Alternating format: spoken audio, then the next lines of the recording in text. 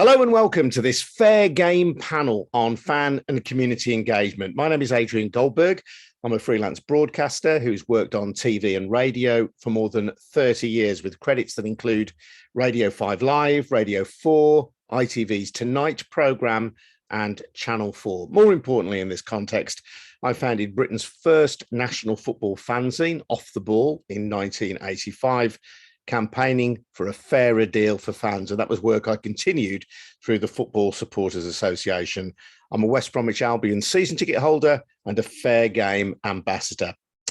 Fair Game has created a sustainability index, and the idea is that income which comes into football should be shared more fairly. Fair Game says that instead of rewards based on league position, which arguably encourages overspending, clubs should be judged on their financial sustainability, their equality standards, good governance, and the subject of tonight's discussion on fan and community engagement. If you want to see the previous discussions, they are available on Fair Game's YouTube channel. Just go to Fair Game UK on YouTube. These discussions, as I say, are all part of Fair Game's Sustainability Index Explained series. And we'd like to thank our sponsors, Transfer Lab, which is LCP's player scouting platform, and Campbell Tickell, who are a multidisciplinary management and recruitment consultancy focusing on a number of sectors, including sport. If you've got any questions for the panel, just pop them into the chat box and we will put some of them to our panel later. And just a reminder that this discussion is being recorded and will be part and put on Fair Game's YouTube channel. So let's go to our panelists then. If you'd all like to give yourselves a quick introduction first, Mr. Kevin Day. Hello there. Yes, firstly, I need to apologise for not looking anything like the photograph on the advert for this chat this evening. I don't know where you got that from, but I looked about 12. I'm Kevin Day. I'm a comedian, a broadcaster, a writer on TV shows. At the moment, a lot of my time is taken up with a surprisingly successful podcast called The Price of Football, which looks into basically the finances. It's a podcast that we thought would last for 4 weeks, and we're still going after 2 years. And I've learnt an incredible amount in that time. And most of it is not good, unfortunately, which is why I'm always too happy to come on things like this. Indeed, Kevin, the owner of my football club today, it was discovered that West Bromwich Albion had taken a £5 million loan out of the club to help one of his other businesses. So it's exactly the kind of thing that the Price of Football would be interested in. That's been on our radar for quite some time. Kieran is astonishing. He gets all sorts of information that we can't often share until it's made public. For example, the fact that it was Wayne Rooney and his agent who paid Derby County's wages for May, which we thought was a credible, kind thing to do, but turns out was actually propping up Chris Kirchner's fake attempt to buy the club. So we couldn't say that until the Telegraph carried the story, because we can't afford lawyers the way the Telegraph can, essentially. More from Kevin later. Anne-Marie Godfrey. Hello, Anne-Marie. Hello, lovely to be part of this tonight. Very, very pleased to be involved. I'm Anne-Marie. I'm a first and foremost diehard AFC Wimbledon fan. Season ticket holder for over 20 years, and very recently, sort of as of March this year, being co-opted onto the Dons Trust board. So most of you know AFC Wimbledon is a fan-owned football club. So I head up the diversity and inclusion side of the work at the club there. And also need to apologise for the photo where it looks sunny and I'm smiling at Plough Lane. So same as Kevin, I'll put that apology in the picture. But I'm not looking like that tonight. Smiley, but not so sunny today, I'm afraid. All right, so it goes. And welcome along as well to Greg Campbell. Hello, Greg. Yeah, hello, Adrian, and good evening, everybody. My name's Greg Campbell. I'm a partner at Campbell Tickell, who Adrian was talking about earlier, a management consultancy. I work in a number of sectors, including sport, and the sort of areas that I work on with all sorts of different organisations: governance, regulation, troubleshooting, business development, recruitment, and so on. And for my pain, and it is continuing pain, I'm a season ticket holder at Tottenham. Mm-hmm. Oh, yeah. Those top 6 and 7 finishes in the Premier League must be awful for you. Welcome along to Darren Young. Hello, Darren. How you doing? Hi, Adrian. I'm fine, thanks. I'm going to boost up the Midland contingent as Yay. well. I'm a Walsall fan. Before everyone says who. Sadlers, yeah. Yeah, I work for the Fan Experience Company, so we help a number of leagues and clubs across Europe to improve their match day experience, mainly through assessments, and we've been doing that since 2006. Brilliant stuff. And Paolo Nieddu. Hello, Paolo. Hello, everyone. Very excited to be part of this tonight. Thanks very much. My name is Paolo. I'm Global Head of Strategy of a fan-first media company called Copper 90. We've been around for nearly 10 years now, and we started off as a YouTube channel, all with the intent of turning the camera around 180 degrees and actually looking at the fans, because no one else was at that point in time. We believe that, well, we put fans first, everything. You know, we work with big brands like Nike, Budweiser, Pepsi because of our connection with fans. We tell stories. We've done amazing sort of documentaries. And I suppose our sort of purpose really is to bring football with a soul back into the game. And we try and do that through all our kind of brand partners, but also all the things that we do as a brand. So my job is to kind of understand fans all day long. So it's a pleasure to kind of be on a panel like this to be able to talk about that with some like-minded people. So looking forward to it. Yeah, likewise, Paolo. Thanks very much indeed. So first question for our panel tonight then. Do you feel that clubs in this country, and really we're talking about England and that part of Wales which has football league clubs and top non-league clubs, do you feel that clubs in this country engage well with their fans and with the communities around them? Darren Young, do you want to start off on that one? Yeah, thanks, Adrian. I think it's definitely getting better. I think it would be a little bit of a stretch to describe it as engaging well. So my own opinion, I think, you know, from our experience, we're working with lots of football clubs. There tends to be 10% who are doing it fantastically, 80% who are all thinking we could probably do this a little bit better and looking for help, and 10% who aren't doing it at all. And I'd probably say this is, you know, very, very, very similar circumstances. But to answer the question, I mean, there's still things going on, isn't there? So, you know, it's better than it was, but there's still clubs changing their badges without ever mentioning it to the fans. There's still clubs getting sponsors that most, you know, 75% of their fan base think is a terrible idea. So I don't think we can say it's going really well, but it's definitely better than it was, you know, sort of in the past. And I think COVID, 18 months without fans makes a hell of a difference. And also the, you know, the European Super League as well has probably made clubs sit up and go, we need to do something. But, you know, we all know there's a big difference between saying we need to do something and actually doing it. So, and I suppose it's there are two parts of this question, aren't we, really, Darren? You know, we're talking about fans. They may not necessarily be the same as the communities around football clubs. And there may be that tension and conflict if you've got a football club on your doorstep. Yeah, absolutely. I mean, we see this a lot in the work we do. We find that there is a surprisingly big gap as well between the fans and the community. So very often there's lots of great work going on with the community. There's some great stuff going on at, you know, football clubs as well, and they don't tend to join together as often as perhaps you'd think. And that's probably one of the answers to perhaps getting engagement right, is thinking, well, who are we actually trying to engage with, and getting that right. And Anne-Marie, I suppose you're at the sharp end of this to some extent at Wimbledon. Yeah, I completely agree with Darren. It's something that we've been talking about recently in terms of, you know, when you're engaging with the community, does the demographic on a match day of who's there, who's attending, does that reflect the local community? I mean, in some respects, it's definitely easier, I think, to engage in a community when you're lower league, because obviously when we're talking Premier League, it's all, you know, you've got international branding. It's much more difficult to kind of pinpoint who you're aiming your sort of engagement and branding at.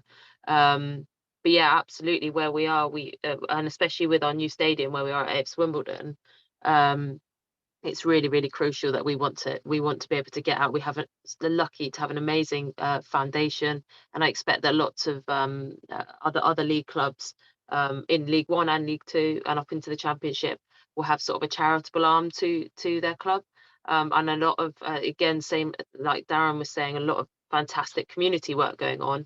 But are we necessarily transferring that into a match day? that's something we want to look at, and are we reflecting the demographics of our local community and making the match day accessible, exciting, safe, interesting, something that they want to be doing and wanting to be part of. And yeah, it's an ongoing project, but yeah, absolutely at the forefront of it.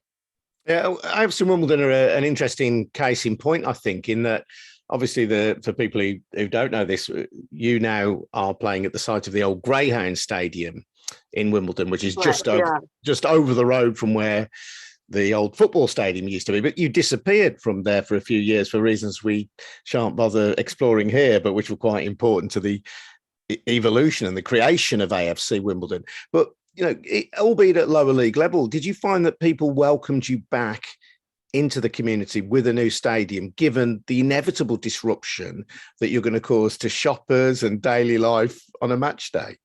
Yeah, I mean, the amazing work that's gone on by the club and the Dons Trust over the last few years into getting us back to Plough Lane. There was a huge amount of work going on behind the scenes, working with the local residents association.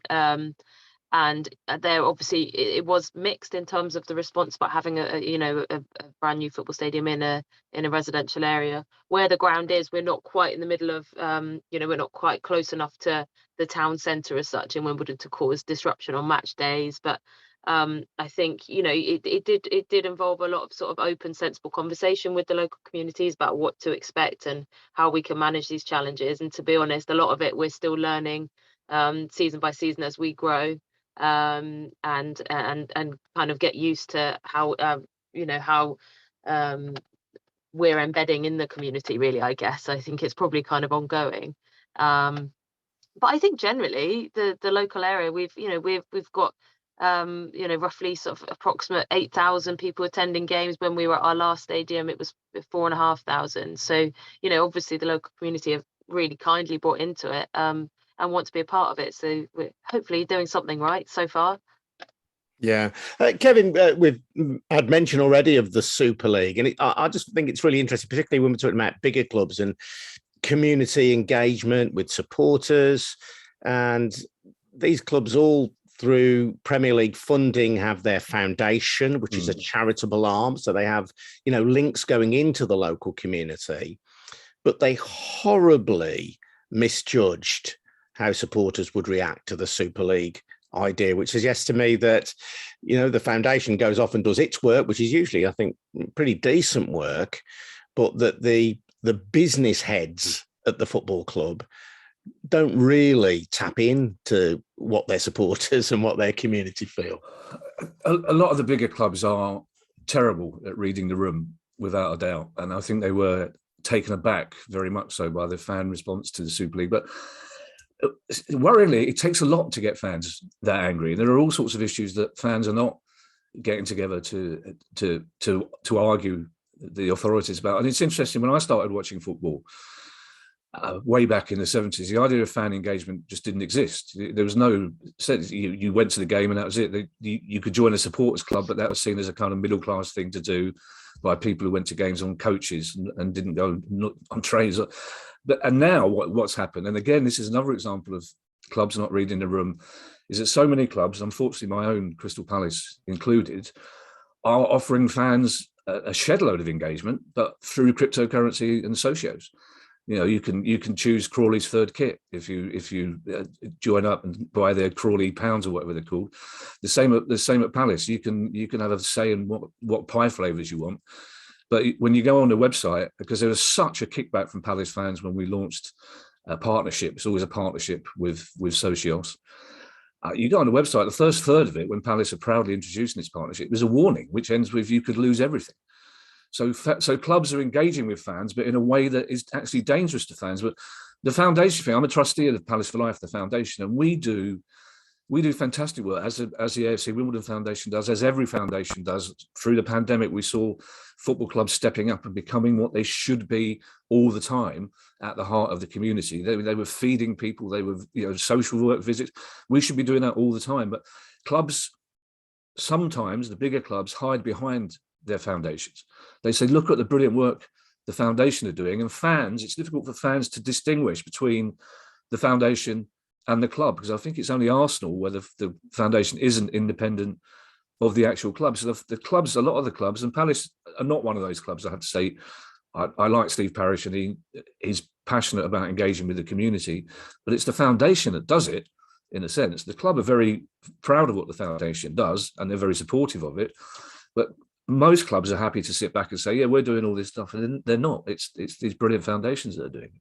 I suppose there's always the argument, isn't there, that if stadiums are full, and stadiums tend to be full when clubs are successful, football clubs looking at it from a business point of view will say that's all the engagement we need. You know, it's kind of what's in it for them beyond that. Well, that's certainly what you get at Man United, for example, and Liverpool to a lesser extent. It's like, fine, if you're not happy, there's 20,000 people who will buy your season ticket. You know, they can let Old Trafford fall apart, as they know that there's going to be 20,000 tourists there. As long as the statue of Dennis Law and George Best and Bobby Charlton is clean and tidy, as long as the club shop's clean and tidy, they're not really worried about the fans that go week in, week out. And I think the other issue for football clubs as well is that, yes, Steve Parish is very passionate about placing the club at the heart of the community, and South London and proud that it's something we love. But when the community are not fans, that's when the clubs are not entirely sure what to do. Because a lot of clubs will say, yeah, we'll get involved in the community, because then we're attracting new people to the ground. So it's hard to sometimes persuade clubs that it's the right thing to do to help the community, full stop, whether or not they come. Like during the pandemic, when Palace were feeding 1,500 people a week, we didn't stop to say to them, do you come to Sellers Park? Because if you don't, you're not getting fed.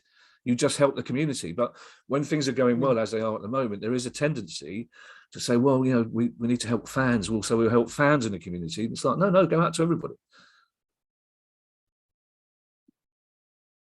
Just unmute myself, so I'm not feeding back. Paolo, where do you stand on this then, in terms of how well clubs engage with the communities? I mean, this is very much the focus of your work, isn't it? Yeah, absolutely. I mean, there's a couple of points that Darren and Kevin have just kind of raised that made me think. I think the big thing that we found, and we did a bit of a survey with 500 of our community around after the ESL. So I think the ESL was kind of a moment in time where you could go, well, actually, what are these clubs all about? What is this all about? And I think we found 67% of fans of the founder clubs in the UK, in England, said they'd either support a different team or stop supporting the team altogether if it went ahead, which was quite astounding, quite a big figure, right? And it started making us think about actually this whole thing about clubs, fan and communities. And I love the way that you guys have kind of split those things up, because they don't connect necessarily, is trust. Right, there is a huge level of trust that needs to be given from the fans to the club, but also back the other way. And I think if you look at, I support Arsenal, by the way. So if you look at what Arsenal are doing at the moment with their community, so 5% of their shirts going to local community projects, talking about knife crime. You reverse back to the pandemic, they signed Thomas Partey on £200,000 a week and announced him the same day they sacked Gunnosaurus. So you go, well, hang on a minute, guys. What is this? There is a layer of stuff that you can see publicly, but also what is going on in the back of the club. So I think for me, it's like, yeah, if clubs do things and fans trust them, there starts to become a really interesting relationship. And Crystal Palace, I think, is one of the better clubs in the Premier League. I've certainly heard. If you look at Man United, you look at what Richard Arnold had to do and go to the pub to actually explain and defend what was going on there. Under the guise of trust, it goes both ways, right? These guys were filming him and he got stitched up. So I think trust is a huge one. And I think you've got to build that over time. And I think the more that football clubs, certainly in the UK at the top level, can show that they are genuinely part of the community, and that takes time. It doesn't take one act. It's got to be a long-term commitment. And it's not just doing wicked little videos that show that you're doing stuff, but actually doing stuff in the community who aren't just fans. I think there's a really, really good point Kevin made there about, it's not just the fans in the community, it's the community. And I think, yeah, for me, trust is a huge, huge measure or currency that we should be looking at this stuff through. It's interesting, Greg Campbell, I think, because football has evolved. I mentioned that I did Britain's first football fanzine in 1985. And although clubs then had the beginnings of a global fan base, it wasn't something that they were able to monetize through television, through marketing, through merchandising. Some of our biggest clubs are now able to make hundreds of millions of pounds globally. And those supporters who buy into that, I think, have the right to be considered as supporters. So how do we balance their desire to support their team, their legitimate desire, whether they live in Thailand or Nigeria or whatever? How do we balance that with the demands of supporters who attend home matches in the local stadium with the local community? You are on the doorstep. You know, these are very different constituencies and not easy, I think, even with the best will in the world, for businesses to engage with all three. Yeah, I mean, if you're thinking about it from a sort of international perspective, I don't think there are easy answers available. I mean, potentially through the medium of supporter trusts, I think that would be the way to go. But I mean, in terms of fan engagement generally, my view is that it has to start at the top. The issue is about what does the board look like? Who is represented on there? I mean, the situation we've got at the moment is one of self-regulation. And certainly, as far as the clubs in the Premiership and most of the clubs in the Championship are concerned, you're talking about potentially big money, and there is no way that those club owners want to be forced to democratize in any way at all. So when you get fan engagement, it's around the sort of, you know, it's what flavor of pie Kevin would like to eat, or how much of a hike of my season ticket prices I'm prepared to bear before I walk. So, from my point of view, we need to see an end to the sort of self-regulation we've got at the moment. We need to see that independent regulator, which is called for under the Tracy Crouch's review. And as part of that, we need to see fan directors on the board. I'm not sure I've actually answered your question, Adrian. I think I've gone off in a different direction. No, it's interesting, though. You mentioned kind of one of the pillars, I suppose, of the sustainability index, which is equality. And it just strikes me, as you're talking about boards there, boards of directors, I can't think of a single board of directors, certainly of clubs maybe in the top 3 or 4 divisions, who look anything like the typical communities in which football grounds are situated. The lack of diversity of all kinds amongst football club directors is astonishing. And I mean, maybe that's something, you know, the sustainability index can do something about, that we can address. But boards of directors do not look like the people in their local communities. They don't even look like the fan base. No, I totally agree with that. And I mean, you know, there's actually plenty of research. I mean, you know, I'm thinking sort of more widely than football, that businesses that have got diversity at the heart of their boards, the way they operate, and diversity plays in different ways. By the way, those tend to be the most successful organizations. So, you know, you're certainly talking about gender diversity, you're talking about diversity of ethnic origin, but it's also about diversity of experience, diversity of perspective. And that's why I think having fan directors on the board, and personally, you know, I know that there's a lot of talk about having at least one fan director. Personally, I would go for 2 as a minimum, for particular reasons, so that, you know, people aren't sort of forced into a corner, if you like. All right. Well, we'll get to fan directors in a bit. We'll get to fan directors in a bit. Paolo, I'd just like to come back to you on that. You know, the kind of we know that the lack of diversity, it extends, doesn't it? That clearly on the field of play, people of colour make up a significant number of players on the field. As soon as you step back over the white line into the boardrooms, even into the management structure of football clubs, that diversity, Paolo, just doesn't seem to be there. Yeah, so it's so interesting. You've just teed up something quite important to COP90 that we've done with EA Sports over the last 2 years. Is a project called Beat the Bias, and that was actually all born from the inherent invisible, I'd say, racism in the game. And there was a massive study around how black players were described versus white players that we found in Denmark. And with EA Sports, we actually created this whole thing. We also recognized the lack of diversity in the media, right, in football. And we've actually created a campaign called Beat the Bias. Check it all out, everyone, where we've actually not just talked about it and explored it, we're actually giving interns, young people of many, many different ethnic backgrounds and genders, an opportunity to work at Copper90, to work with some of the partners that we work with, like Versus Magazine and This Fangirl, etc., and give them a chance in the industry, because you're absolutely right. I mean, it is very, very, very tough, certainly in the UK, to kind of get anywhere in that sort of you know, if you are from a background that isn't traditionally part of football. So it's a much bigger issue, but certainly something we are very aware of, and we're very, very much championing, giving young people a chance who wouldn't necessarily go into that. But yeah, it's at board level, I totally agree. I was trying to think of any examples. I can't of that diverse sort of point of view. And I think, well, I'm just trying to, I mean, you think of, you know, even female directors, I say even female, I think you know what I mean. But, you know, I can think of Karen Brady at West Ham. There's Carol Shanahan at Port Vale. There may be one or two other women, but the Mansfield. Yeah, but generally, I think, you know, we'll all understand the lack of diversity of all sorts is pretty astonishing. Well, look, we're going to go to our first poll this evening. You've got a choice. You can go to menti.com and type in the code on your screen.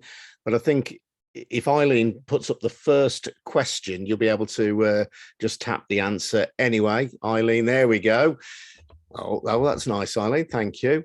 Do you think football clubs in this country engage well with their fans and the communities around them? So, as I say, I think you can go to menti.com and type in the code, but I think hopefully you'll be able to just answer that on your screens. If you can do that in the next moment or two, that would be brilliant. There is a link, I think, on your screen to menti.com, which will help you access that screen. Do you think football clubs in this country engage well with their fans and the communities around them?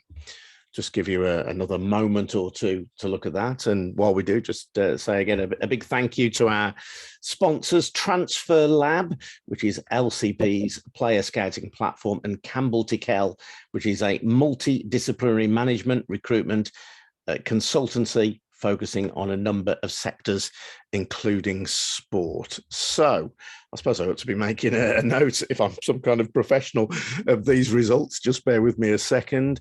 So 67% at the moment say yes. Eileen, give me some guidance. Do we need to move on to the next question, or is it helpful just to have that here for the moment? Let's just leave it up for another moment. Do you think football clubs in this country engage well with their fans and the communities around them? So I think we're going to stick around there now. I'll say 69% say no, 15% say yes, and 15% say don't know. Okay, I think we've had a good go at that one. Thank you very much indeed. So here is the second poll, Eileen. Thank you. Which of the following do you think is most needed to improve football fan and community engagement? Clubs should hold more fans forums. Senior club officials should hold more formal meetings with fan representatives. I think the members of the panel can have a vote as well. Clubs should have at least one fan elected director on their board.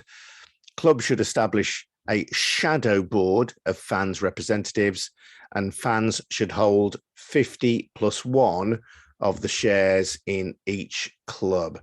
So let's just have a look at those results. So a shadow board is winning it at the moment. We'll let that stay up there for a moment. You can go to menti.com and put in the code. Let me see if I can do that. Let's see if it works for me. Have you had a go yet, Kevin? Oh yeah, you can do it. There we go. I'm not touching it. I found it difficult enough to log on to this. I'm doing it now. So it says I don't want to break the internet. Clubs should hold more fan forums. I'm not going to say what I'm saying, of course, because obviously that might bias somebody. They might think if Goldberg says it, it must be true, which would, of course, would be foolish. Let's have a look there. Yeah. And then, oh yeah, right, okay. So I'm submitting mine. There we go. Fantastic. As you rightly predicted there, Kevin, I was slightly worried I'd completely lost the screen, but I think we are. No, but I managed to bring it back. Okay. So I'm just going to make a note of those responses. Kevin, do you want to respond to that then? The most popular options are that senior club officials should hold more formal meetings with fans' representatives, and that clubs should establish a shadow board of fans' representatives. What do you think of those ideas? I think they're very good ideas. I think clubs would probably prefer those options as well. I think most clubs are resistant to fan-elected directors. I think it's a very daunting task to be one fan-elected director, even two, I think, because you're not going to have any executive power. They won't give you a vote on anything that the club will be changing. And it's very... Oh, Kevin's gone for a moment there. Anne-Marie, do you want to come in on that? It works slightly different on, I suppose, on a fan-owned club like Wimbledon, doesn't it? Yeah, absolutely. I mean, the results that have come in so far are representative of what I would have voted on a personal level. Again, even on a fan-owned club like Wimbledon, naturally, everyone has slightly different opinions on things. We're not necessarily all on the same consensus, which is, we embrace. Again, that comes with that diversity of ideas and experience. Like Greg was saying, I think for the top one, the thing that struck me is clubs should have more fans forums. I think that's, for me, yes, it's great. I think fans forums are fantastic, but having more of them, I think it's more about having the good value, making sure that they're not just tokenistic. You are actually listening to fans, you are actioning on things. Niall always agrees with me. I've just seen that in the chat. Yeah. He would. But I just think, the quality of the fans forums is important in that, making sure that we're not that clubs aren't doing it just to say that they're engaging with fans. Are they listening and actually being proactive with what comes out of those? Yeah, absolutely. Yeah. Well, I've got to say, I'm a big fan of the 50% plus one idea, which isn't the most popular in this. I don't know what you think of that, Darren Young, but maybe I'm not sure why supporters would be skeptical of that. Maybe it holds back investment in football clubs, I think. I was just going to say exactly that. When was it Portsmouth who, when their fans did have ownership of the club, when somebody came along with more money, voted to sell to that person. So maybe that's part of it. I think they're all, I think that you can see from there the results are very close anyway. So I think they've all, depending on which, what the club prefer and how perhaps the size of the club, they've all possibly got a part to play. That would, I think, I'd just go back to what Anne-Marie said. It only really means anything if you do something with it at the end. So yes. You can have forums, you can have directors on the board, you can even a shadow board. But if you're paying it lip service just to look like you're listening to your fans, nothing's really going to change. If you're doing it because you really want to create some dialogue, and the whole purpose of it is to give fans more of a voice, then it's got to be a good thing. But I think you've always got to sit back and say, let's see what the club do first.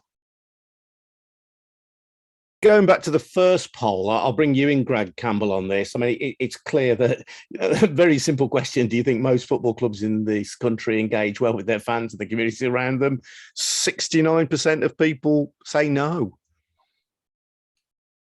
Well, I think that's absolutely right. But, where engagement is better, and I was interested to see that as high as 15% of people on the call are saying yes. It's a difference between the clubs that attract the most attention and have got the most money to play with at the higher end of the pyramid, as against those clubs that are more focused on their local communities. But personally, I would agree. I think that too few clubs do engage effectively with either with fans or with communities. The question is what we do about it, which of course brings us on to the second poll. Yeah, absolutely. And we'll explore more of these discussions in a moment. I just wanted to see if Kevin was back to talk about that, because Kevin, I think any other business where only 15% of people thought they were engaging with their customers would go bust. And it just kind of demonstrates, doesn't it, how football isn't really a business in the traditional sense. It may have to be run as a business, but it isn't the same as running a supermarket. It just so obviously isn't. We haven't got Kevin there, have we, Kevin? Paolo, did you want to talk to that? Yeah, I was actually just looking at the chat in the comments. I think there's something that I think Ian Bridge said here. Trust grows out of communication, should be dialogue and not monologue. And I think it goes back to what everyone's saying, really. If you are going to do fan forums and this sort of stuff, it can't be a tokenistic thing. There has to be that trust built over time with that two-way dialogue. And it can't be about what flavour of pie you guys want at the stadium, but but also from the club's perspective, it can't be about the transfer kind of strategy. It's got to be things that are genuinely going to affect the club and the fans and the community around it that actually are decided upon. And I think there was something else as well that someone said about agreed terms of reference. I think Matthew Cooper just said it. That needs to be drawn up with fans. It's about kind of both committing to a kind of way of working. And I think if you can operate in that way and it feels official, then I think both parties can come out with something that's beneficial to both of them, really. Yeah, and I've got to say, we're getting some terrific messages, and do keep your comments coming in on the chat panel. Paul Wood as well, the idea of fan directors, and this was something that somebody touched on in the conversation, saying that it's an awful idea having fan directors. Of course, it sounds very seductive, doesn't it? But Paul says, just ask Grimsby or Cheltenham, shadow boards are far better.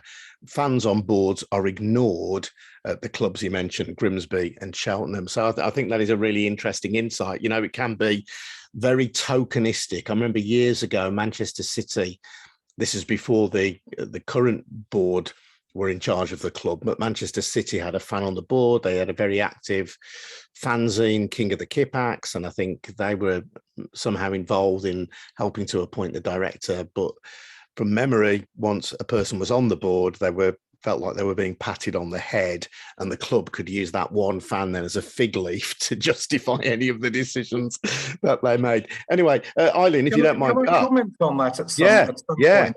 Yeah, go on, yeah. I think that, and this applies probably to all of the 5 options we were looking at there, other than perhaps the 50% plus one, which is a whole other debate.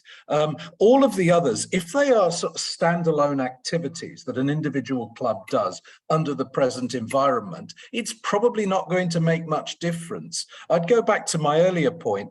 We've got to move away from self-regulation because it doesn't work. And in a context of having an independent regulator that sets a load of standards and sees those clubs assessed against those standards using the sustainability index, and I know we're going to talk about the Fair Game Sustainability Index later, then it's a different kettle of fish, because one's where you've got an individual director who's just sort of shoved in the corner and patted on the head and so on. They are not going to score well when they come to be assessed.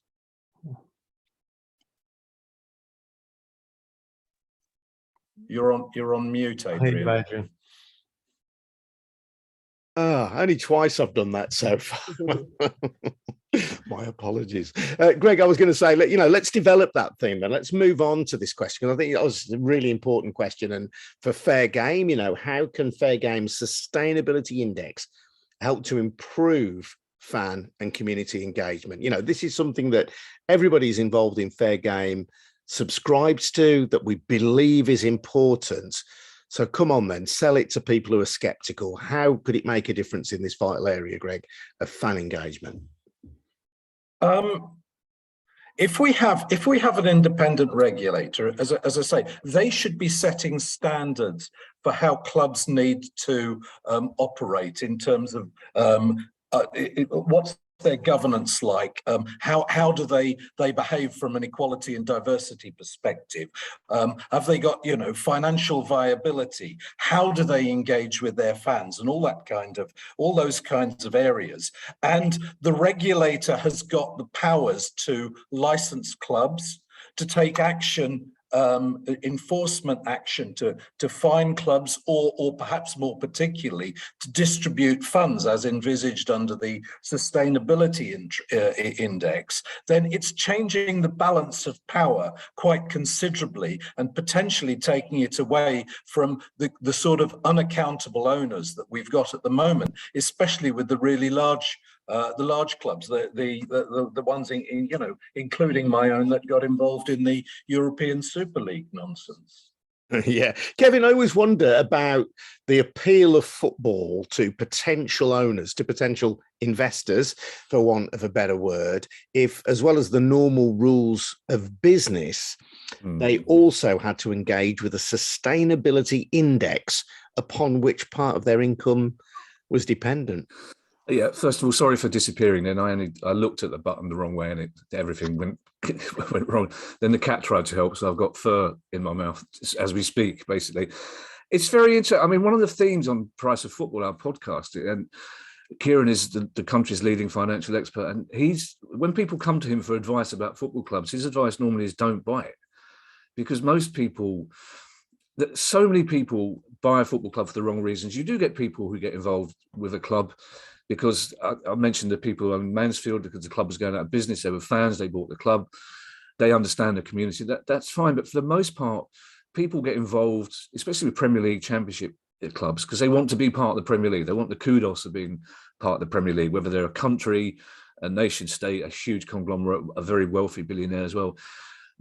Adding that level, as you say, of fan engagement that goes beyond the token fan engagement, which most clubs do, I would think, would be a deterrent to some owners. Now, that might be a good thing.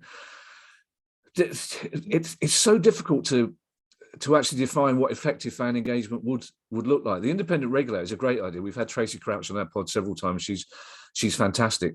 Finding one who is truly independent that the clubs would accept is going to be, I think, impossible. And I think the clubs will do everything in their means, up to and including legal things, to stop there being an independent regulator. But also, I think you have to ask fans as well what they mean by engagement, because a lot of fans are perfectly happy not to be involved in the club. They're perfectly happy to go to the game, and they're perfectly happy. They love the idea of fan engagement. Of course, they love being part of the club. But if you send a Palace fan the season ticket on time, and they can get into the game on time, and it works, and we buy some players and we play some good football and we finish mid-table, most Palace fans would be happy with that. And the worry is as well, we talk about a fan-elected director. Which fans would elect the director? And I was interrupted as I was saying what a daunting task that would be, to be a fan-elected director, because you're going into an environment that my worry then would be that the fan director is then somebody who's used to that environment. So you go, well, we'll choose a lawyer because he's used to dealing with these sort of people. We'll choose an accountant. So they won't become any more representative than the normal fans anyway. But owners of clubs, current and potential, they don't like the idea of fan engagement at any real level. Palace were brilliant. When Steve Parish first took over the club with his 3 other people, they had a vote. They said, we want to change the badge. We want to celebrate the taking over, the new direction of the club. And they gave fans 6 options, 6 various types of eagle. And fans got in touch and said, it's not the eagle. There's no Crystal Palace. You've taken the Crystal Palace away. We want the eagle on a Crystal Palace to reflect the fact that we were built, and our club was made up of the glaziers who moved that wonderful building from Hyde Park to Penge. And the club went, fair enough, that's great, we'll accept that. So the badge became one that the fans voted on. If Steve Parish, who is, I think, one of the better club owners, without a doubt, he's not then going to ask those same fans how he distributes the club income. He's not going to ask what investors we should get in. And most fans wouldn't want to be asked that as well. So I think we do need to define and sort of set the boundaries for what and how far fan engagement can go. Yeah, interesting comment from Darren Bernstein, actually. He says there doesn't have to be one set way of doing this. It's not that difficult. The key blockage is the desire of the owners to engage and have open dialogue. As Greg says, if you don't change that, the solutions don't matter. Paolo, I'm trying to kind of think of this in a more positive light, because if we could get over this hump, and I'm not underestimating the incredible challenges there are in terms of getting an independent regulator for football. It's a really, really big ask.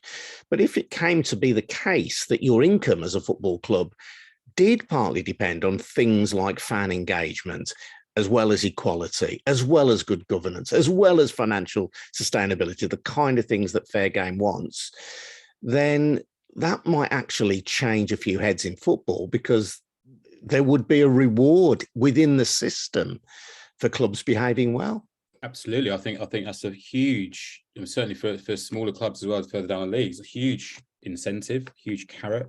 And I think you might see almost fans policing that in some way. So if you do have a rogue owner, i.e. the West Brom chairman who took 5 million quid out of your pocket, fans might make a bit more noise about that and be like, no, hang on a minute, we need just a loan which will, I'm told, be repaid. Let's make clear. Of course, yes, it's like 1%. But yeah, if you might actually see them under more pressure. You might see fans become more vocal, because they know that actually if you do adhere to the index across all of it, there is a reward there. And if you're getting in the way of that as an owner or as a management team or the board, then you could be punished. And I think that becomes quite an interesting dynamic. And I'm trying to figure out in my head how that would even work, because it's complex. And I think someone said it on the chat, it's very subjective. There are different communities in different parts of the country that operate in slightly different ways. Traditions are different. The history of clubs are different. So I think the challenge would be to find that sort of, I suppose, golden thread that every club can then sort of head towards or aim for, basically. But yeah, it's a fascinating incentive for these clubs, right? Yeah. And Darren, I'm thinking, the clubs that you work for, I guess, are the clubs who might well be on board with a sustainability index, and they will get a financial reward for being on board. But it's the people that you don't work with, I suppose, that we have to be worried about. The directors who say, it's my club, it's my business, I can run it how the hell I like. Well, yeah, because when you asked the question, I thought, if you said to an owner, well, do you want to be sustainable, or a potential owner, and they said no, you'd be worried straight away anyway. But yeah, I think what I would say, just from thinking about what we do in football, is that just by putting those measures in place, though, I think it does change the mindset.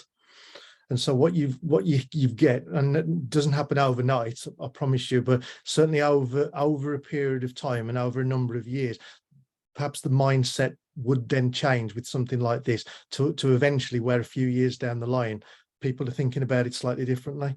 But I think if you don't have measures, or you don't have things in place at all, then I think that, my own sort of view is that the current way that the financial sort of ecosystem within football works, it's probably balanced too much on gambling, because there's too many reasons why you might want to gamble.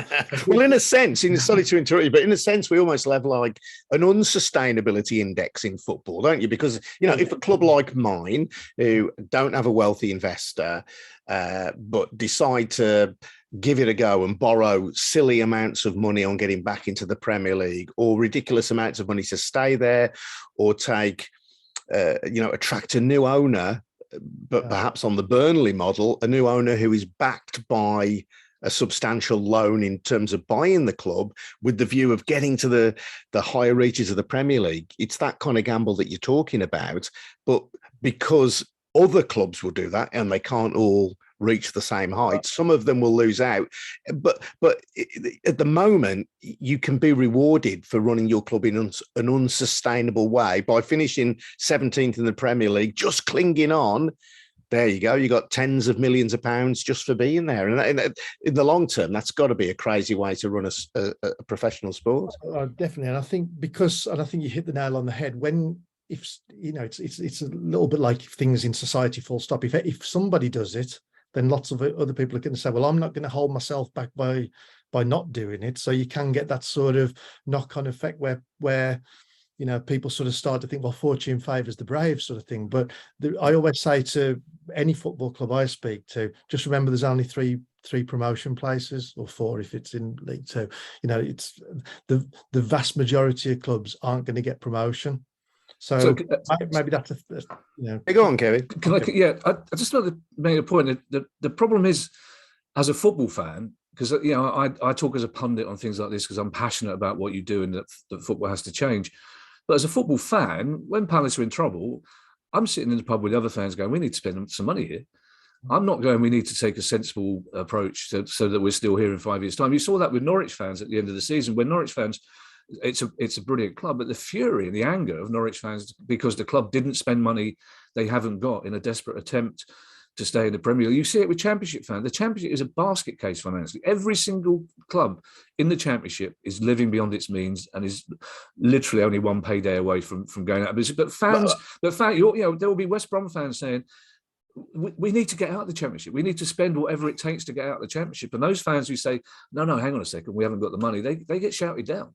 Yeah, but I suppose the question is, if those are the rules, I'll bring in Anne-Marie here, if those are the rules and you just can't break the rules without penalty, that becomes the game changer, doesn't it? So a Norwich fan or a West Brom fan might say, look, come on, let's spend some money because we need to get out of this hole. Well, it might, it wouldn't stop people spending money on football clubs. It would just stop you spending money you didn't have. So you then have to find a new way of trying to pull yourself out of that hole, whether that was promoting kids from the academy or whatever. But Anne-Marie, I'm looking at it, you're engaged, obviously at a club at a lower level, and this, probably a different level than the clubs we're talking about. But potentially this could be very attractive for the Wimbledons of the world, because you do try and run your club sustainably, and there would be reward in doing so rather than punishment, which is effectively the current situation. Any club that runs itself sustainably at the moment is at a disadvantage compared to those who don't. How would it be for you at Wimbledon? I mean, yeah, absolutely. In terms of the sustainability index, the way it impacts maybe sort of League One, League Two clubs is different. I think that it doesn't mean that there isn't that impact and benefit to Premier League clubs. It's just a different way of viewing it. And I think Niall's actually put in the chat that it's about that culture change. If these clubs in the Premier League level really want to buy into it, they need to quite literally put their money where their mouth is and really mean what they're saying and move away from kind of the tokenistic gestures.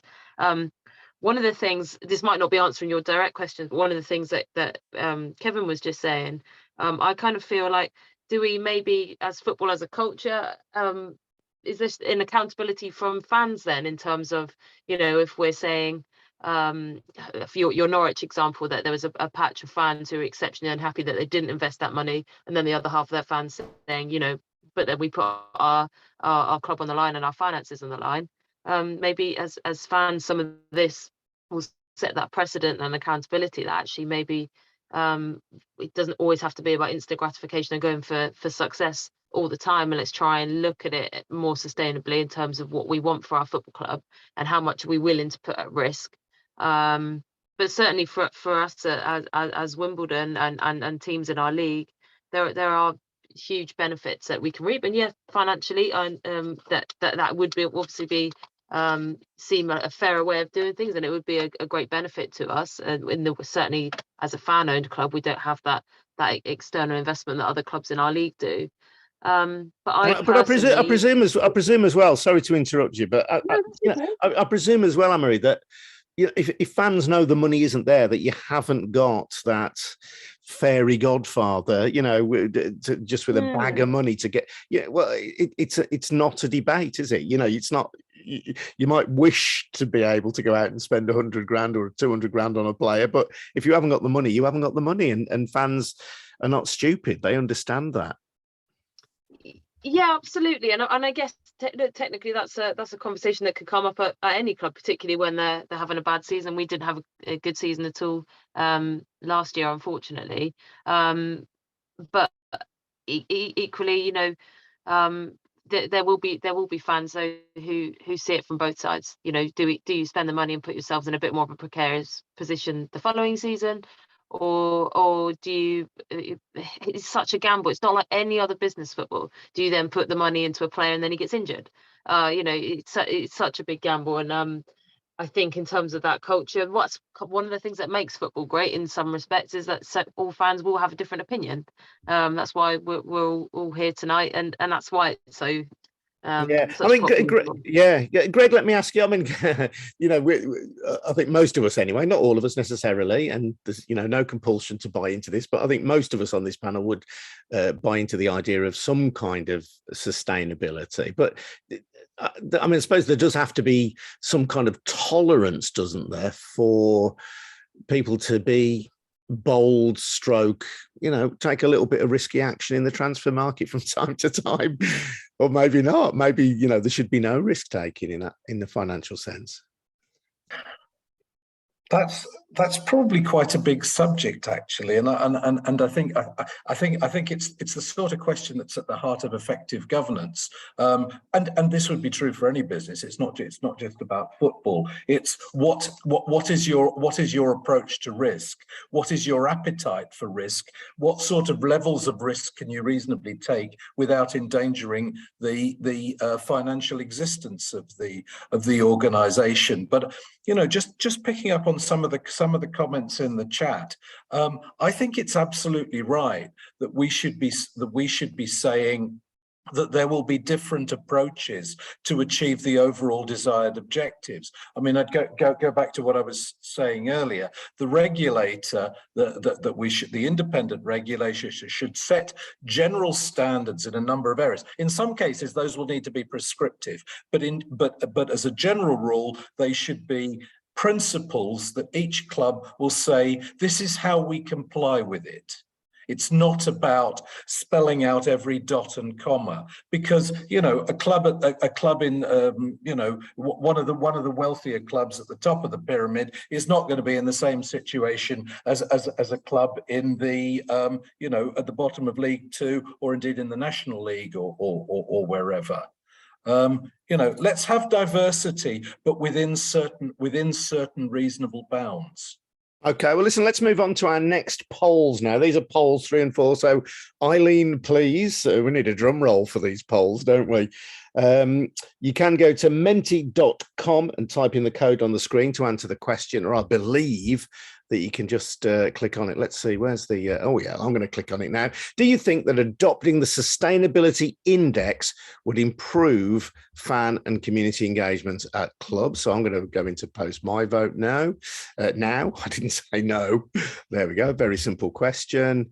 And we're going to wait for the next slide in a moment. Okay, so we'll let that linger for a moment. Do you think that adopting the Sustainability Index would improve fan and community engagement at football clubs? While you ponder that, just a reminder again, thank you to our sponsors, Transfer Lab, which is LCP's player scouting platform, and Campbell Tickell, a multidisciplinary management and recruitment consultancy focusing on a number of sectors, including sport. Overwhelmingly, I think it's fair to say, the people on this conference call think that adopting the Sustainability Index would improve fan and community engagement at football clubs. Okay, Eileen, let's move on to the next one. This is assuming the Sustainability Index is adopted. How long do you think it will take before football clubs' fan engagement is at an acceptable level? That's a really, really interesting question, I think.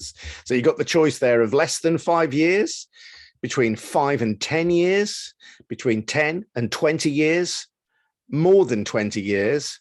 You could choose to say it will never reach an acceptable level, or it is already at an acceptable level.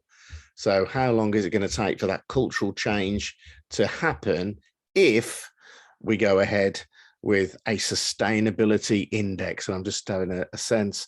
You can donate, by the way, to Fair Game via the link in the chat box. Fair Game is just trying to get a fair voice for supporters and bring about a sustainable future for football. If you think that's a goal that is worth supporting, in the chat box, then you'll see a link and you can donate a little bit of money to Fair Game. I think the votes are nearly in. So 55% of people think it would be between 5 and 10 years. 27% think between 10 and 20 years. 9% less than 5 years.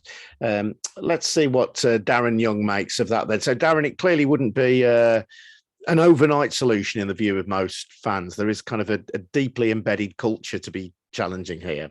Yeah, I mean, I would have voted. I didn't vote because I didn't want to break it, but I would have voted for between 5 and 10 years as well. I think anything else just seems unrealistic. Certainly for, again, if we're going to an acceptable level now, again, acceptable levels, as people have said before, could be all kinds of things, from not being too worried what the club does to have it to wanting a real say. But I think, I mean, let's face it, if it's more than 10 years, I think football might be in a bit of trouble. Yes. I mean, clearly there would be a bedding in period if we had. I mean, I think it's fantastic, actually, that we can kind of have a bit of blue sky thinking about this and imagine a different football world than the one that we have at the moment. And yeah, I mean, I'm speaking personally here, not for fair game or anything, but you just think, you look at Germany, which does have the 50%+1, which is the best attended league in Europe. So there is real fan engagement at that level. People wanting to go and view the product. Clearly, the Premier League is a very attractive product as well, as is the Championship in global terms and European terms. But if we could get this culture shift, it won't be overnight, but it would, I think, change the way that people see football and football clubs. So, Adrian, sorry to interrupt. Can I just come in? For a lot of people, the only acceptable fan engagement is what Anne-Marie has, is at a fan-owned club. But the big problem, the culture change that has to change before any of this can happen, is the Premier League. The rewards for being in the Premier League and staying in the Premier League are just grossly out of all proportion to the rest of football. And while people are desperate to get to the Premier League to access the money that's available there and the kudos and the profile, none of this culture will change. Because, and the trouble with a club like AFC Wimbledon, who have done spectacularly, I hosted the first fundraising gig for AFC Wimbledon, and since then they've been promoted, whatever it is, 14 times. They're on the way back, but they're unlikely to get to the Premier League as a fan-owned club. That's the point. That in a sense, though, is the point of the sustainability index, isn't it? It is, but the trouble is, back in the day when we started watching football, if you got relegated from the first division to the second, fine. It didn't make that much of a difference. Now, it's a huge difference. In Scotland, you don't have the same issues because it's a gentle slope between the Premier League and the rest of the football. It's not a precipice. But most football clubs and most owners who buy football clubs want to get that club into the Premier League, and they will do whatever it takes. And that's where we need the independent regulator. That's where we need the culture change. But the real culture change has to come from the Premier League. Sky do a wonderful job of trying to sell the Championship. It's the most exciting league in the world, blah, blah, blah. They do a great job of covering League One, League Two. BT cover the Vanarama National League. But Sky's, they're obsessed with the Premier League. Everything is the Premier League. And you almost dismissed, and fans, unfortunately, are lured by that as well. Fans want to be in the Premier League, which is why we come back to the fact that the Championship is such a basket case. Mm-hmm. Paolo, we're talking about a big culture change for football. It becomes more difficult, I would suggest, in an age of globalization, when we have owners who have no real connection with the tradition and the culture of English football. And to be honest, no real interest in it either. That's not why they're buying big English clubs. Yeah, it's really fascinating, and I think everything everyone's saying is just really opened my mind to kind of how this actually would work. And I think we sort of need to park the Premier League a little bit. I think to Kevin's point, it's just that's where the source of this will hopefully come from. And I the way my mind was going towards this thought of, if you are a club or a set of clubs that adhere to the sustainability index in the right way and you get rewarded for it, it can't just be so you can spend money on transfers to get to the Premier League. Actually has to start all over again. So, for example, if you get a grant or money, it has to go into your youth program, or to redevelop your ground, or to fund your women's team that you haven't been able to, right? Rather than transfers, and you sort of avoid then that sort of chairman or rogue owners like, wicked, that's another £1 million in my pocket, cheers, don't know where that's going to go. It almost needs to loop around and almost kind of feed itself. And I wonder whether that's a slightly different way of thinking about this from a financial perspective, because otherwise you're just thinking about, you're playing Football Manager, you say, oh sweet, there's a free £5 million there.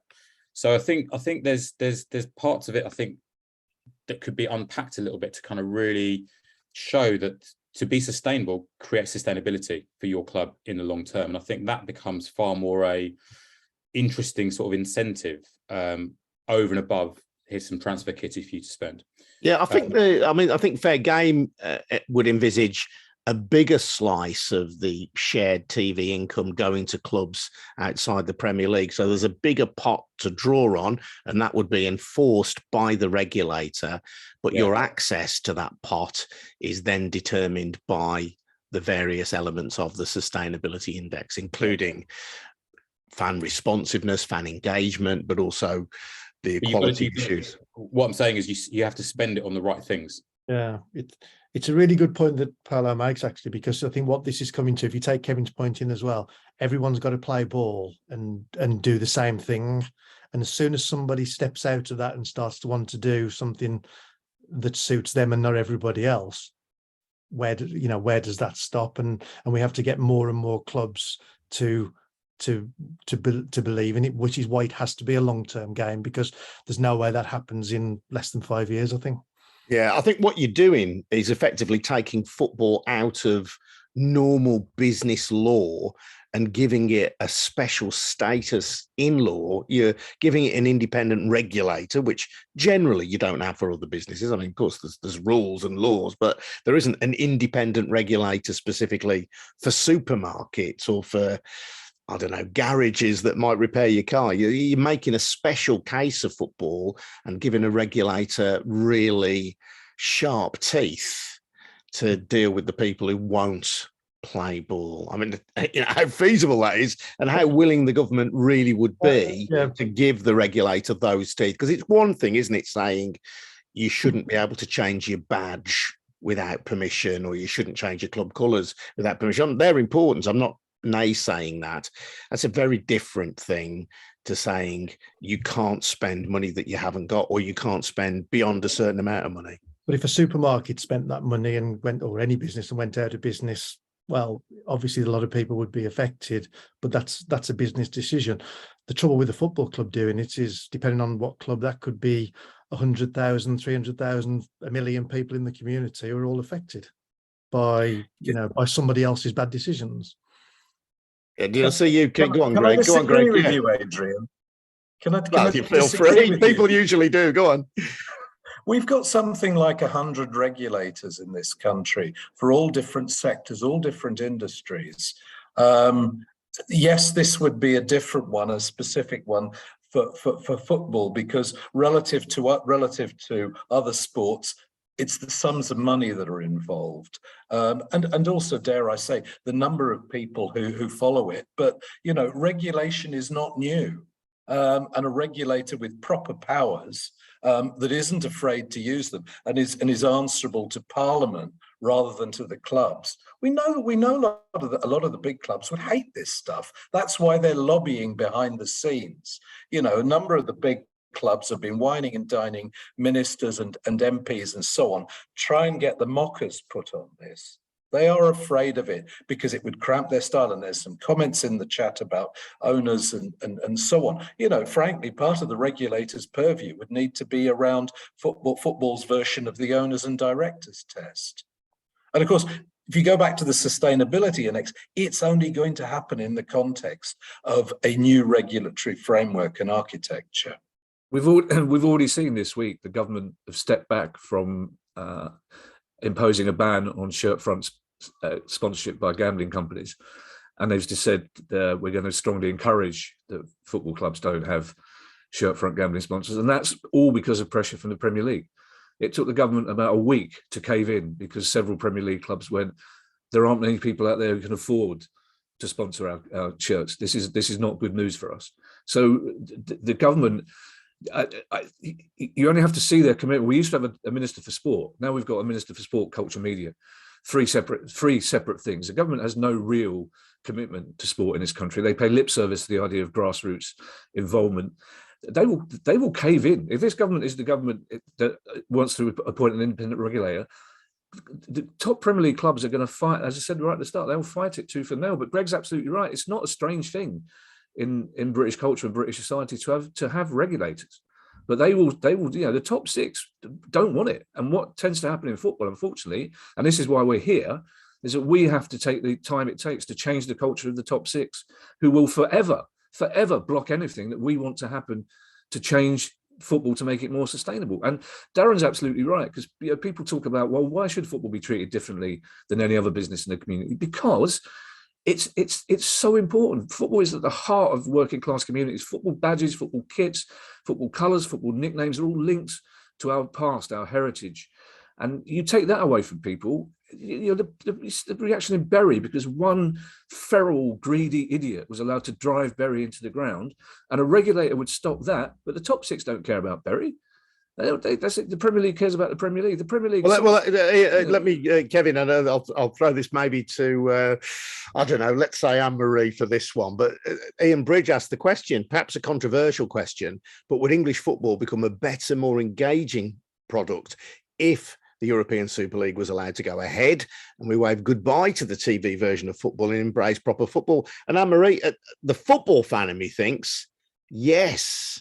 However, the hard-headed person in me thinks that quite a lot of the money that the sustainability index would seek to tap into comes from those same big six clubs who supporters of many other clubs really don't like. Completely agree with what you've just said, and I think from a branding business point of view, if you take the emotion out of it, then yeah, controversially it probably would be exceptionally successful in that sense. But ultimately it really comes back exactly to what Kevin was saying. It's about the heritage and culture, and we need to be more protective of our football clubs, because yes, they are businesses. I hate using that word. I hate using business and customers. But it is ultimately, well, the way of the world now. But I just think I'm glad that the Super League ideas seems to have slipped away slightly. I felt reassured by the national football audience about the uproar when it did happen. I know sort of culturally that was quite a nice feeling to hear that there was that united voice on it. But like you said, those top six are so powerful. They're so powerful, and they run the show at the moment. Do have a look in the chat box, by the way. You can see you can sign up to the Fair Game newsletter. There's a link to it there right now, to the Fair Game newsletter. I mean, this is the dilemma that football finds itself in, Darren, isn't it? I find it really difficult because quite a lot of me as a football fan kind of says, let the big six go, let them go and do whatever they want to do, and probably create a different game played, in a very different way to traditional football. And, let's keep the sport that we love. But the reality for many clubs is that way down the pyramid is that they are partially reliant, at least, on money generated in the main by those six clubs. It's a really vicious circle, isn't it? My colleague says exactly the same. He said, why don't we just let them go and play and do their own little league? And I don't know where that ends up. You see, I'm not sure there's a long-term future for a league where just the same clubs just play each other all the time. And but that wouldn't be the rest of football's issue, I guess. But like you said, what the issue would be is, where would the money that would be lost from that come from? And would football find a new way to generate money, and would what was left be strong enough to be able to do that? You could turn it on its head though and say, isn't the money the problem anyway? So if the money doesn't come in, and there are plenty. I mean, I was going to say, Paolo, there are plenty of sports that survive, on a lot less money than football. Maybe players in the Championship who currently earn 20 grand a week might only have to get by on 10 grand a week. I think the strength of football in this country is so immense, even below those top six clubs, that we'd have a viable product. I don't know if you agree with me, but I think that actually people would be less well off in football. Maybe some League Two clubs wouldn't be able to pay professional wages, although clubs in the National Conference, quite a lot of them pay professional wages. So some of me thinks maybe we could do without them and still have a vibrant professional setup. Yeah, I mean, you just got to look at the quality of, the Championship and even League One. There are some brilliant rough diamonds in there, and I think it's about entertainment and showbiz, right? I mean, personally, I look at the Premier League and the Champions. I support Arsenal and stuff, but it sort of bores me, if I'm honest. And I think when you look at the women's game and how it's sort of nascently growing, and that gives me much more sort of excitement and sort of a thrill to see it sort of building and developing. And I think it would be the same thing if you cut the limbs off the Premier League and actually just looked at the rest of it. I think it could be super interesting. And I think we've certainly seen a trend of people who support Premier League clubs now moving and committing more time to watching lower league clubs. So Hampton and Richmond would be my local club, for example. And I've got some mates who kind of go there for a different football experience. It's completely different, but it's still football. So I think you're seeing a lot more of that, certainly after the pandemic as well, where people want to support their kind of local clubs. Yeah, it's an interesting reality to imagine in the future. But yeah. And ideally, Kevin, we want to keep them all on board. We just want the bigger clubs to be a bit fairer in the shares and for everybody to just behave a bit more sensibly. Yeah, it doesn't stop it being football. The future of the game depends on what you just described. I mean, we'll come back to Bury. Yeah, the money that the Glazers, they could find that money down the back of the sofa to save Bury. The trouble is the English. We know that Bill Kenwright tried to donate £1 million to keep Bury afloat, and if the EFL stopped that because they said it would be a conflict of interest. So we need to look at the Premier League itself, the people who run the Premier League. We need to look at the EFL as well, because it seems to me there's no great commitment from them. Of course, the EFL want a more just distribution of money, but it's about persuading those top 6 clubs, those top 8 clubs, that sharing the money around the pyramid is the right thing to do. That it doesn't threaten them. It's not going to make them any less likely to be relegated from the Premier League. But the game relies on the clubs outside the Premier League. It relies on clubs in the National League North, National League South. And the pyramid relies on the fact that, as in the old days with Wimbledon when they first started, that you can get from the Southern League to the top division. That's what football's about. That's what the pyramid relies on. And now you take that away, which you have done more or less. And the top 6 need to know. And that's why I would have been perfectly happy for the top 6 to disappear and go and play their own game over 4 halves and whatever, and fine, reinvent it. Because then I think we would have had a more sustainable, more logical football. Because while they're dominating football as they do, a lot of the stuff we talk about is going to take so much longer to implement. Well, listen, I'd really like to thank everybody for taking part. Thank all of our panelists. Thanks to Kevin Day. This is the bit where you'd stop and have a little round of applause. Many thanks to Kevin Day. Thanks to Anne-Marie Godfrey. Thanks to Greg Campbell. Thanks to Darren Young. Thanks to Paolo Nieddu. And I'd like to thank everybody who's just joined in, whether on the chat box or just by watching us. One final thing you can interact with. So again, on the screen, if you go to menti.com and type in the code on your screen and answer the question posed there, write 3 words to describe tonight's discussion. Write 3 words to describe tonight's discussion. So that might take you a few moments. Oh, that's good. The first 3 up. Was that me? Engaging, informative and interesting. It wasn't me. Keep them coming. Any more words? Oh, inspiring, fun. Yeah. Thoughtful, challenging. I think that might be from the owners of Newcastle United. Informative, amazing, lack of depth. Thank you. Fair enough.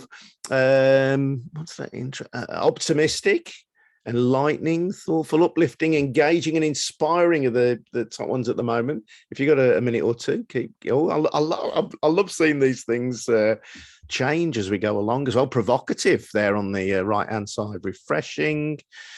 Yeah, really nice. Really nice 3 words. I don't keep going. While you're doing that, while we're looking at that, I will just wrap that up in a moment, but keep putting your 3 words in.